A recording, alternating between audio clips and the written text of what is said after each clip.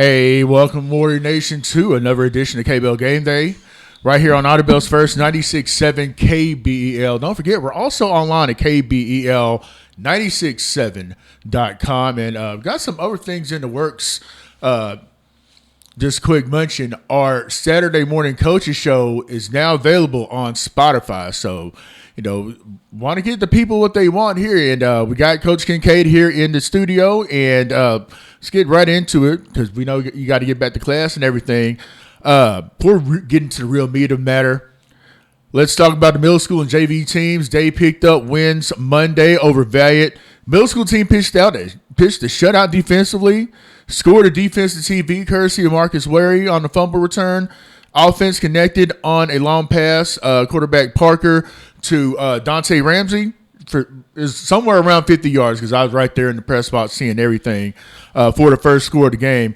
The thing I make note of is to me, it's real interesting seeing the passing game come more into play and evolve at the junior high level. And then I know even in youth football, they're throwing the ball quite a bit now.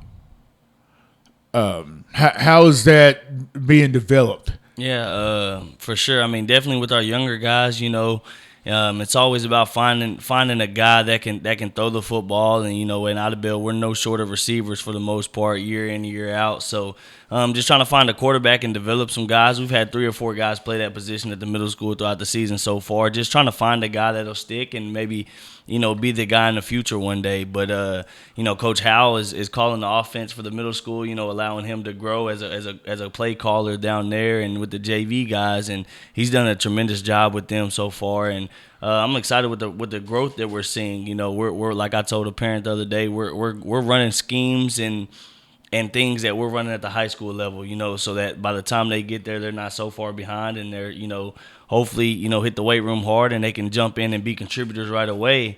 Especially we talked about before, we got some talent coming up through our Idabel 7th, 8th grade.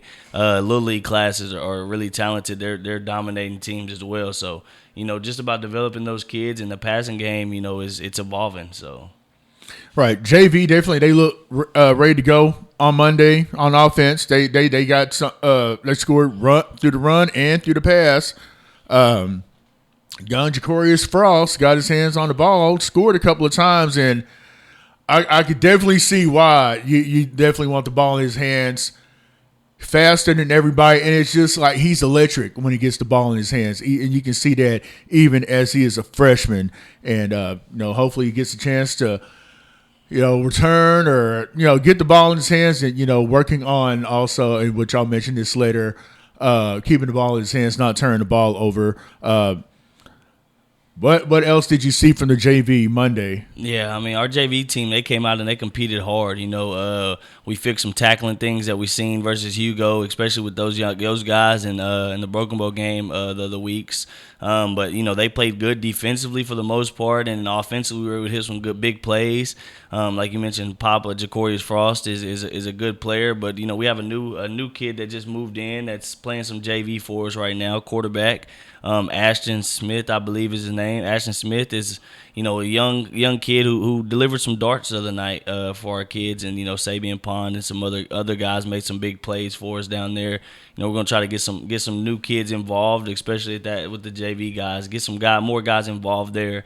Get them some more touches and see what they can do with the ball in their hands. Absolutely, and next JV game is Monday here against Broken Bow, correct? It will be, yes, sir. Monday versus Broken Bow, just JV, and then middle school will travel to Broken Bow on Thursday to go play 7th and 8th grade. Okay, and then I also noticed you got some more guys playing up front. Did I see Noah McKee? Yes, sir. Noah McKee is back from injury. That was his first action there, and so we're excited to have Noah back. He's a big kid that I think we'll be able to help us on the varsity maybe later this year. Definitely next year for sure. So yeah, definitely need that size and strength up front. So, and we'll definitely get into that here in just a little bit.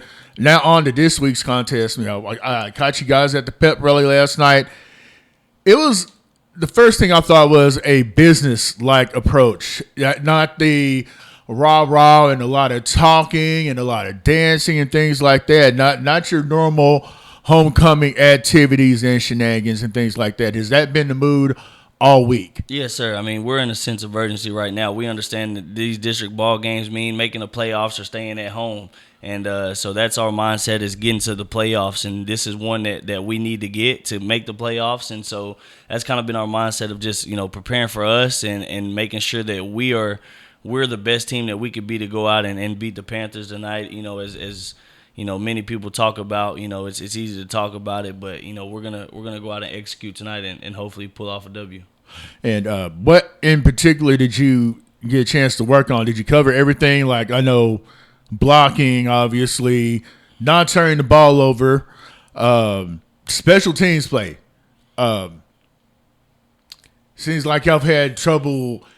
Not necessarily fielding punts, but they might slip out of the hands and then you recover it, and that extra second, you don't get a chance to secure the ball and look and see where your blocks are and make a good return out of it. Have you had a chance to work on that? Yeah, we worked on that stuff throughout the week. Especially our guys back deep. Understanding Stigler won't kick it back deep. They're gonna pooch it right. So we've been making sure that we're gonna secure the kick and let the offense get on the field. That's the main thing, is maintaining possession this week, and not expecting any big returns. We may get a big return on punt return this week. We force a punt.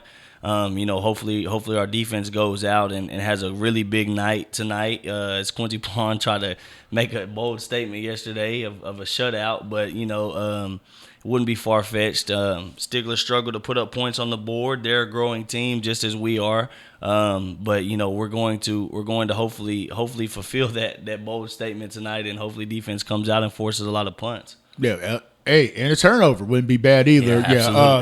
Yeah. Side note about Stigler fans: last couple of games they have scored a grand total of 1 touchdown in the last couple of weeks, and that touchdown was the opening drive in their game at home against Stillwell a couple of weeks ago. I watched some of that game on YouTube yesterday, and I see what.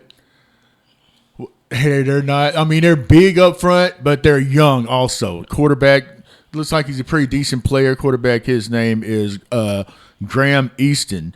And going back to Stigler, they are a relatively young team, similar record to what we have. First thing you're going to notice is they're huge up front. I think they got a couple of 300-pounders up front. They actually bring another one off the bench who's like 6'6", 350 or something like that. Yeah, they have some big boys up front. But a closer look, not the absolute greatest at moving the ball on offense. They do try and get it done through the passing game. Their quarterback will get out and run it, especially between the tackles, and try and find the hole in the middle of the offensive line and make his way through there. He's young. They do have some quarterback design runs. Once again, running behind that big O-line. The running back, they'll hand it off to him, and then he also falls back into protection whenever you're trying to throw the ball down the field. And they do like finding receivers in the middle of the field. I noticed that, especially number 8. I want to say he's an inside receiver / tight end. What are your thoughts on their receiving core and what they like to do offensively? Yeah, I mean, Stigler, like I said, their young team, their quarterback is coach's kid, so he's the head coach's kid, so he's a smart player. I know that for sure, being a coach's kid, that he's gonna know everything that's going on. But he's a young kid, a decent athlete, makes plays in the air, on the ground, and their running back doesn't scare us quite a bit. He's very similar to Ashdown's running back, who was a really tough runner, but not just the biggest kid or most physical kid in the world. Their receivers are pretty good. They're going to get open. They're going to run their routes how they're supposed to. It's just a matter of if the O-line can hold up. They have some size like we talked about, and so my biggest worry for tonight is them trying to just lay on us and mash on us in the run game, and hopefully we can do enough movement up front to make sure that they don't just rely on that, and we want them to put the ball in the air because, we fix some things defensively to kind of hope, keep everything in front of us. And, hey, you're going to have to matriculate the ball down the field to go get a point, go get some scores. Right. And throwing the ball in the middle of the field, that would be something that your linebackers, I would imagine, have to keep their eyes on. Watch where these receivers are crossing in their routes and things like that, and your DBs as well. You do have the speed advantage, obviously, so there's got to be a way to take advantage of that. Maybe, like a Chris Bledsoe can get around that big tackle and get to the quarterback, or at least chase him out of his spot where he likes to throw it, make him uncomfortable, let somebody else go get him for a minimal game, even a negative play. Definitely would love to see that. Any thoughts on how to stop him, but not necessarily stop, just minimize the gains offensively? Just like you said, we're gonna move our guys up front, make those big guys up front chase our guys around, and make sure that we're sending people from different levels, and from different spots. And I think we'll get home a few times tonight, and hopefully we cause a few turnovers tonight. Like you said, we're due for a couple of them. I think tonight could be a night for that, where we get a few turnovers and we move some guys around. So we got Benny Matitwa in the secondary now at the safety position, which will be a hard triggering safety downhill, and he also offers a ball hawk-esque guy back there to go along with McCollin Dixon back there. So I'm excited about the changes and moves we made around a little bit.